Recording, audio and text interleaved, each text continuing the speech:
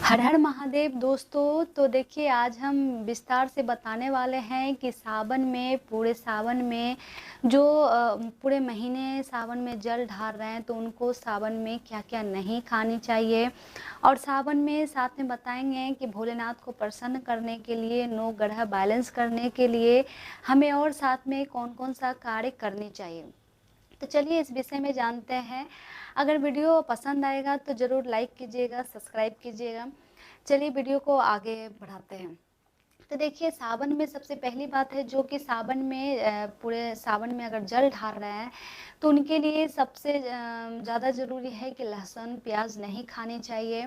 और साथ में जो है कि पूरे सावन में मांस वगैरह का तो सेवन बिल्कुल ही नहीं करनी चाहिए, लहसुन प्याज भी बिल्कुल नहीं खाने चाहिए। और देखिए, सावन में हमें जो बैगन का सब्जी पूरे सावन नहीं खानी चाहिए। हरे पत्तेदार साग जो होते हैं वो भी हमें सावन में नहीं खाने चाहिए। मसूर का दाल सावन में हमें नहीं खाने चाहिए। ये सब उनके लिए है जो पूरे सावन शिवलिंग पे जल चढ़ा रहे हैं या पार्थिव शिवलिंग का घर में बना के पूजन कर रहे हैं। ये सारे नियम उनके लिए है।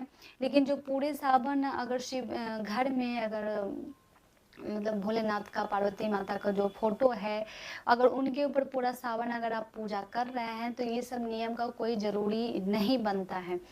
ये सारे नियम जो है या तो शिवलिंग की पूजा के लिए है या तो पार्थिव शिवलिंग घर में बना के पूजा करने के लिए है। अब चलिए जानते हैं कि भोलेनाथ को प्रसन्न करने के लिए हमें कौन कौन सा कार्य करनी चाहिए। सबसे पहली बात है कि देखिए, महादेव को प्रसन्न करने के लिए बहुत सारे चीज़ चढ़ाए जाते हैं, सबका अलग अलग चढ़ाने का फल है। जैसे शिवलिंग पर जो है अगर आप शहद और गुड़ चढ़ाते हैं तो महादेव का जो है विशेष कृपा प्राप्त होती है, जो है कर्ज खत्म होती है। साथ में अगर आपका कोई ज़मीनी विवाद चल रहा हो तो वो भी जो है दूर होता है। शिवलिंग पर कभी भी अगर आप जल चढ़ा रहे हैं तो सबसे पहली बात जानना ज़रूरी है कि जल हमेशा घर का होनी चाहिए। यानी कि शिवलिंग पर जल चढ़ाने जाते हैं तो जल घर से लेकर जाना चाहिए।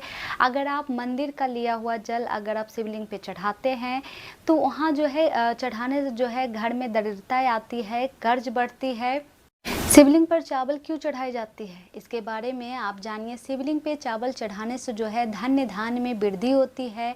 आपके शुक्र ग्रह जो है अच्छे होते हैं, चंद्रमा भी अच्छे होते हैं। जिनके घर में जो है पैसा तो आती है लेकिन टिकता नहीं है, उसके लिए शिवलिंग पर जो है पीला चंदन, यानी महादेव को हमेशा पीला चंदन से जो है लेप करना चाहिए। इससे जो है गुरु ग्रह मजबूत हो जाती है।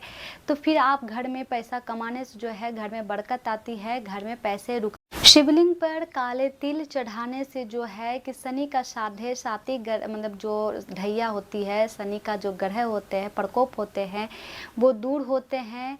शिवलिंग पर जो है सरसों का तेल चढ़ाने से भी शनि ग्रह दूर होते हैं। शनि के शनि के जो साढ़े साती ग्रह जो चलती है वो भी। जिन्हें बहुत ज़्यादा कर्ज है वो शिवलिंग पर गन्ने का रस चढ़ाए, इससे जो है कर्ज बहुत जल्दी जो है उतर जाती है। देखिए, पूरे सावन आपको जो है कुछ न कुछ पुण्य कमाने के लिए करनी चाहिए, क्योंकि सावन का महीना बहुत ही फलदायी महीना माना जाता है। भोलेनाथ का इस महीना में विधि विधान करने से विशेष कृपा प्राप्त होती है। तो सावन के महीने में भोलेनाथ पे जल चढ़ाए। अगर जल नहीं चढ़ा पाते हैं तो घर में ही पार्थिव शिवलिंग का पूजन करें। पार्थिव शिवलिंग घर में ही मिट्टी का बना के मतलब विधि विधान से पूजा करें, ताकि आप जो पार्थिव शिवलिंग बनाकर पूजन करने से जो है बहुत ज़्यादा फल मिलता है। अगर आपके ग्रह जो है कुछ अगर अनुकूल चल रहे हैं तो वो भी ग्रह बैलेंस हो जाते हैं, ठीक हो जाते हैं। पार्थिव शिवलिंग पूजन करने से बहुत ही फलदायी मानी जाती है।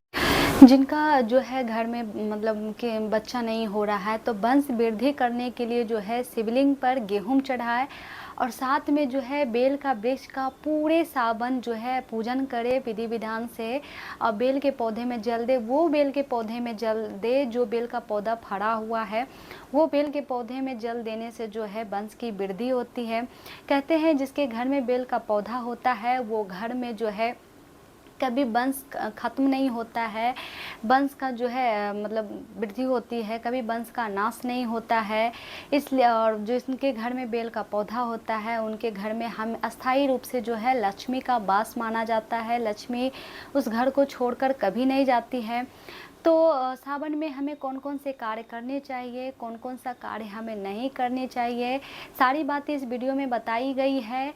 और वीडियो अगर आपको पसंद आती है तो वीडियो को लाइक करें, सब्सक्राइब करें, बेल आइकन का घंटी प्रेस कर दें, ताकि हमें भी हिम्मत मिले, प्रेरणा मिले कि हाँ, कि मेरे वीडियो को लोग को पसंद आ रहा है तो हमें और आगे वीडियो बनाने चाहिए।